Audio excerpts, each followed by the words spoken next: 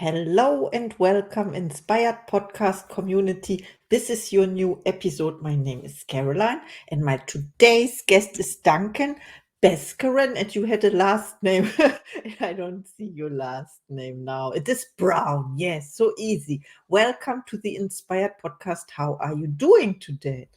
Well, I'm well, and it's funny because normally the bit of my name that people struggle with is the Bhaskaran bit, and you did that very nicely, and you just couldn't see the brown because it's too long. But no, I'm all good. I'm all good, thank you. Yes, and I trained before the show, and then but I focused on the middle part, and this is why, yeah, of course, but I made it, and I'm so happy. And now I would like to introduce you to the audience, of course. So you spent 20 years indulging in excessive drinking before turning your life around and training with the renowned Stop Smoking Clinic. Still unsatisfied, you furthered your studies at Cornell University and the Chartered Management Institute, and even authored the book Real Men Quit, a guide for men looking to beat their alcohol habits. Despite these achievements, you continue your mission to make alcohol-free living the norm, envisioning a world where sobriety is the default. Again, welcome to the Inspired Podcast. I'm so happy that you are here to tell us your story, Duncan Bhaskaran Brown. Yeah, I'm looking forward to it. Let's get into it. Wow. Okay. My first question to you. What was the turning point in your journey that made you commit to an alcohol-free life after 20 years of drinking? So in many respects, life was going all right. It seemed to, at least from the outside, it seemed to be going very, very well. And I had a nice relationship with my wonderful wife, and I had achieved some success in local government. So I was doing kind of well for myself, and we thought, as a result, we should do just about the most adult thing you can do, which is, of course, start a family. And that was fun. Well, I mean, the trying bit was fun, wasn't it? And then my wife got pregnant, and we became that typically naive, quite stupid couple who are just generally pretty excited, but have got no idea what they've let themselves in for. And it was all amazing until all of a sudden it wasn't, because my wife had a miscarriage, and that sort of threw everything, not just off kilter, but, really threw everything into totally the wrong place. And my sort of coping mechanism for everything, stress, well, have a drink, difficult emotions, have a drink, hard times, have a drink. So when it happened, I just poured myself into a bottle of wine, and I can look back now and I can sort of clearly see it. I was not there for my wife. She was going through a very difficult time, and I wasn't there to support her and be the person that I should have been for her. But it did, make me think a lot about what I wanted from life. I mean, literally, what was the point of Duncan? That was kind of what I started asking myself. And I never narrowed it down to such a nice, neat question, like the kind of one that in the biogs, they're always standing in front of a mirror at 4 a.m. and the lighting's very moody, and they come out with this one precise question. If I had have managed to do that, which of course I didn't, if I had, then it would have been, what do you want from life, Duncan? Do you want another drink, or do you want to have a family? And the good news is, of course, I made the right decision. And almost 9 months to the day after I'd stopped drinking, our daughter was born. And, that was wonderful for about 10 minutes. And then it, introduced a whole other world of problems into my life. But, those are good problems, aren't they? Yes, good problem, so to say. I love what you shared already. So you ask yourself the question, or you were presented with the question, what do you want from life? Or what does life want from you? For example, I heard this before, and I'm so happy that you made this decision, because so many people are not making the decision or are not presented with this question. I have another question for you. We are talking about questions, so important, but it's something else. It's about Can you share the most surprising or impactful insights you've gained from interviewing sober superstars? And I would like to talk more about your story, of course, what happened after you made this decision. So how did it come to this? You are doing interviews with superstars. How's Well, this? so I did a lot of studying, and as you said right at the top of the show, I trained with the Easy Way Clinic, which is the world's most successful stop smoking service. Generally it's up there with one of the world's most successful addiction services as well. And I learned an awful lot, and I did a lot of work with groups, and I did a lot of work one-to-one, and I realized that in some respects, it is very easy to stop drinking. That is something you can help people to do if they're prepared to take part in the process, and you can then help them get into the right frame of mind. You can help them to stop drinking. That's not that hard. What is hard, what most people struggle with, is not initially stopping, it's staying stopped. So I became a little bit obsessed with what it is that keeps people stopped. So I started just asking around. I started just to ask the successful people that I knew who'd got sober, what were they doing? And at the end of one of these conversations, my good friend Joanne, she said, "That was a really interesting conversation, Duncan. It's a shame you didn't record that."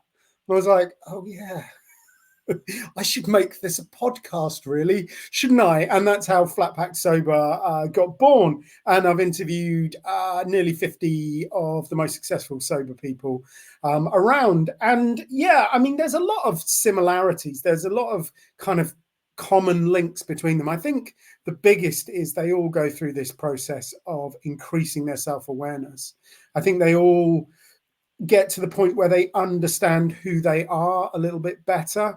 And for my money, that was really that was the start of my journey, was trying to figure out who I was and what I wanted from life. And that's been a theme that's run through my experience, and it's certainly something that all of the successful sober people talk about. They talk about being more aware of their emotions, being more aware of the way they relate to other people, being more aware of meaning and purpose, being more aware of their body, being more aware of their spirituality, just that awareness of who they are and all of the many facets that go to make them up. So that's that's the real thing I like to share with people. I mean, what's surprising about it? Do you know what? I don't think it's got that much to do with sobriety. I think that just helps you get on with life in general. Absolutely, I understand what you mean, and let's talk a little bit, because I have this thought in mind, or the word in mind, addiction, and something like, yeah, addiction, the word. I'm playing with words because English is not my mother language, so I'm fascinated by words and the meaning in different languages, So addiction and also obsession. Maybe you can elaborate on that, how it ties together with alcoholism. May I say this? Yeah, no, that's a great question. So I don't use the word addiction very much, and I don't use it very much for two reasons. One is that I think it switches people off. Most of the people that I work with wouldn't consider themselves to be addicts. They don't consider themselves to be alcoholics. They might, at a push, acknowledge that they've got a problem with drinking, but that is generally as far as they go. So I like to try and meet them where they're at.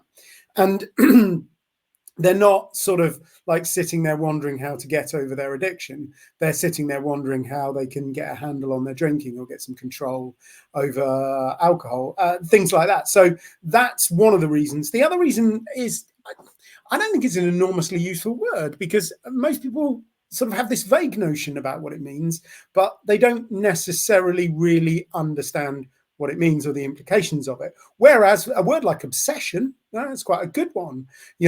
People actually understand what an obsession is. And I think they understand that that's something that's probably unhealthy, probably having detrimental consequences, certainly taking up too much of somebody's headspace.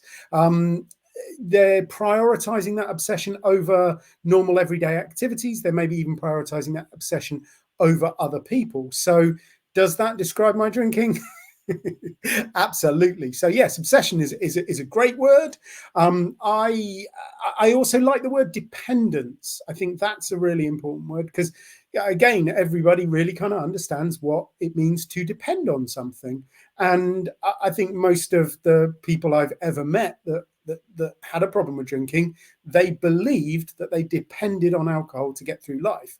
You know, they depended on it to make their life work, to deal with stress, to socialize, to be creative, all of these kind of things. And again, I certainly did. I genuinely could not believe I could live my life without alcohol. So yes, I was absolutely psychologically dependent on alcohol. So yeah, I mean, it's a great point you make. I think we need to be so careful about the language that we use, and yeah, I play with it sometimes as well. That's why I like to talk about overindulgence.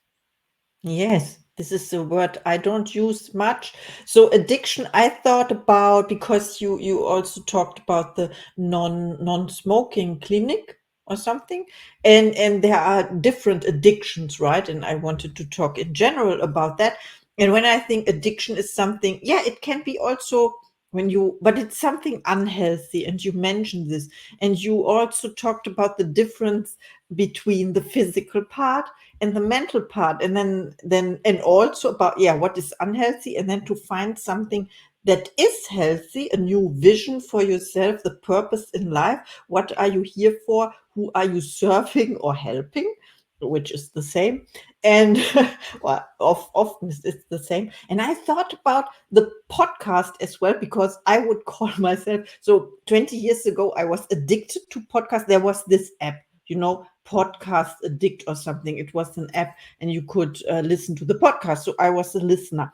And now, and now, you know what I want to say. I started my own podcast, and I'm kind of obsessed with it, but in a beautiful way, because I love doing interviews. Once I found out how it works, and and it's not unhealthy, because my journey is from being scared.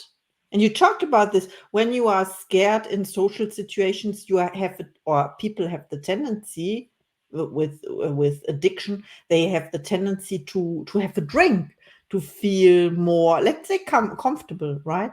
Comfortable. Then I try to find the connection here and the healthy things. What would you say? Well, first off, I think it's hilarious that you got addicted to podcasts and then you started one, because that's like you became a dealer or something, isn't it? Yes, That's right. brilliant. And yeah, so I think there is a very fine line to be trod in terms of replacements. So if you believe that alcohol helps you to relax, and that is your go-to tool for relaxing, I mean, it's not going to relax you, because it doesn't, like, literally from a chemical biological point of view, it literally does not work like that. But if you believe that, that's what you do. So yes, kind of when you stop drinking it, you need to find to something else to do that is actually going to kind of actually help to relax you. The good news is that almost anything is more relaxing than drinking alcohol, so that's not going to be too hard. So in one sense, yeah, if you believe that it's filling a place in your life, you do need to think about other things to put in its place. But I think that the deeper, more subtle point is that alcohol isn't doing anything for you. It's not relaxing you, so it's not serving you, it's not giving you anything.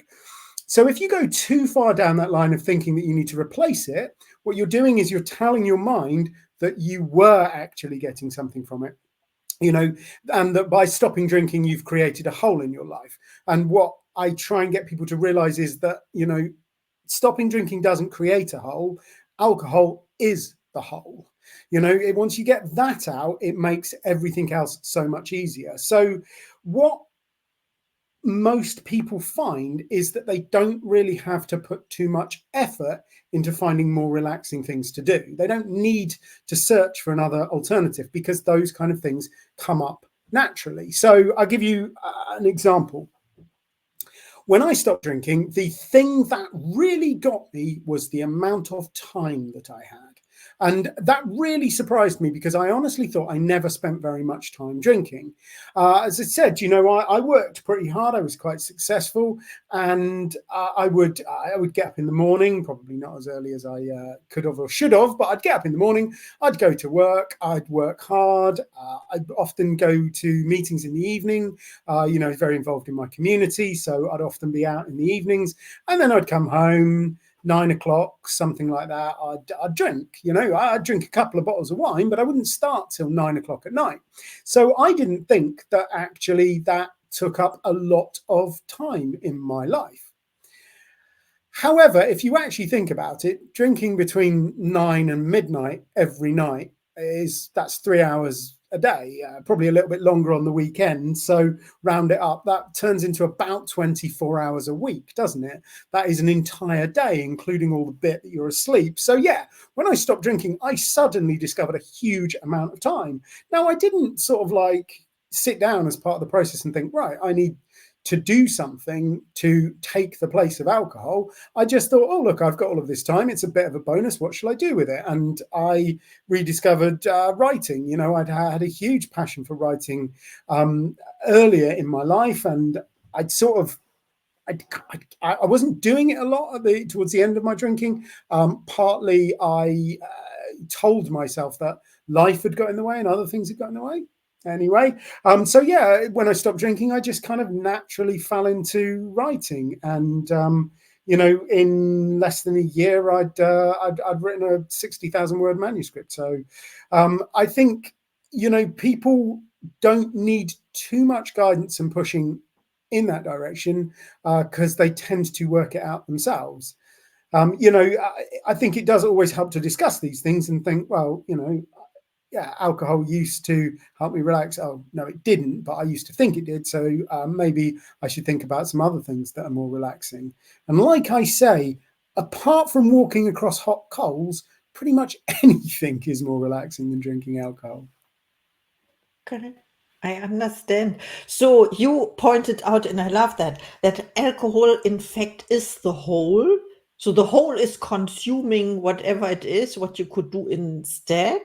And you chose, after quitting alcohol, you chose the writing part. I love that. And you found out that it saves you, not saves you, but not saves you, 24 hours. I don't have the other word. Gives you or adds to your, or gives you back. Let's say Yeah, gives you back. it was a gift. It was definitely a gift. Wow, I love that. And I was thinking about bad habits as well, like that when you quit a bad habit, then it gets always replaced by another bad habit. That is what I learned. So and then when you consider it, it is a shift of perspective. You presented here that alcohol is the whole, and you just have to let it go, and then you can have new good habits instead, like writing. Yeah. Wow. I mean, there is a widely held belief that there is such a thing as an addictive personality. That's something I hear all of the time. Oh, I'm going to really struggle because I've got an addictive personality. There is no science behind that. There is no studies identifying people with addictive personalities and addictive personality traits. That is just a load of rubbish.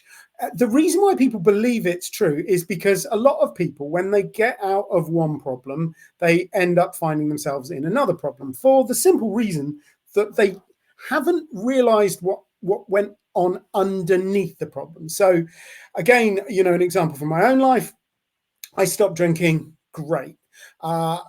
And yeah, as I say, 9 months after I stopped drinking, we had a daughter. It was fantastic. Unfortunately, when my daughter was quite young, my wife got pretty ill, and I ended up doing a lot of the childcare as well as working, as well as trying to write that book. So it got quite difficult. And what I found was that I ended up eating a lot more. I ended up eating a lot of ice cream, cookies, pizza, all of these kind of things. Partly that was because I'd convinced myself that now I'd stopped drinking, I could eat whatever I liked, which turned out not to be entirely true. But partly it was because there was a lot of, emotional issues that I just hadn't addressed. I had done a bit to increase my self-awareness. I'd done a bit to increase my emotional intelligence, but I hadn't gone far enough. The good news is, of course, because I'd understood how alcohol works and how to get out of that trap, it helped me to spot the trap that I got into with food and help me get out of that. And as I say, it's not an uncommon experience. You meet a lot of people who go from alcohol to food to alcohol, back again, or to drugs, or to the gym, or to social media, or to work, or to, whatever. There are a lot of different ways of trapping yourself in our modern world. And it's about understanding a little bit more each time, and moving a little bit further forward and dealing with those underlying issues. Part of the problem for me and for a lot of people is that we haven't got the relationships that we deserve. We haven't got the relationships that we need, and partly that is because we haven't learned to speak emotionally and act, I don't want to say like grown-ups, but it is a little bit like we just haven't really learned how to have big grown-up relationships. So what we do is we kind of run away from them, by disappearing into drink or social media or whatever. And, that is another huge part of the process, that kind of building that emotional intelligence and self-awareness. That's, ultimately, that is what will help you out far more than learning a few kind of relaxation techniques. Yes, I absolutely agree. And you mentioned it in the beginning about the connection to yourself and to other people. And now you said something like, you didn't use the word, I think, to avoid. For me, it would be the avoidance of other people when I said I was scared in social situations 3 years ago. So this podcast is the miracle. And of course, I have another question, or my health journey, so to say. Yes, to confront myself. And my last question to you is, what societal shifts do you think need to happen to make alcohol-free living the default? And how are you contributing to that vision? Yeah, so, well, kind of a lot needs to change. I mean, to put it in its simplest terms, there is this thing called the Framework for the Control of Tobacco. And that was a big piece of work done by the World Health Organization, very much supported by the UN, signed by like 195 countries or something. It was signed by basically everybody in the world, apart from America, who weirdly wouldn't sign it because somebody said that being able to call them Marlboro Lights was freedom of speech. So that's why they wouldn't sign it. They have since adopted practically everything in it. It's not that bad. But, it's like this really huge worldwide attempt to do something about the problem of tobacco. And it hasn't been completely successful, but it has been pretty successful. And as a result, in the last 20 years since that was signed, the world has changed massively around smoking. So the availability of cigarettes has gone down. It's still a little bit too high, in my opinion, and the price of cigarettes has gone up. And that is one of the major things that will contribute to people drinking less. The cheaper it is and the more available it is, the more people drink. That's not my opinion. That is very firmly the science. That is what all of the research tells us. So anything that can help with that is good. The other thing that the Framework for Control of Tobacco has done is it's helped people to see that cigarettes are not like other things. And I think that really is particularly a problem with alcohol, that we go into the shop and we think we'll buy some cheese and we'll buy some bread and we'll buy some fruit and we'll buy a bottle of wine and we'll buy some spaghetti, and we just don't see the difference. It seems to be like everything else that we buy in the groceries. But because of the way tobacco is treated, it now feels very different. And if we treated alcohol in the same way, people would start to think of it in a different way. So that kind of thing can be, enormously helpful. Again, tobacco advertising has largely diminished. That said, there is a huge amount of tobacco product placement that goes on, which is a real problem. So in 2019, the British Medical Journal published a study that showed that 74% of Netflix originals, that's stuff made by Netflix that's branded 15 and 18, had smoking in it, which is a ludicrously high percentage. As a result, we did some research. We looked at 37 Netflix shows, again, branded 15 and 18. We found 84.5% of them have alcohol in it. So there is a huge amount still to be done around product placement as a form of advertising. But yeah, absolutely, you should get rid of alcohol advertising completely, especially at sporting events. And don't tell me that you're advertising your alcohol-free brand, because you're not. You're advertising your brand. You're just sticking 0.0 after it, which it means nothing. It's not really trying to help the problem.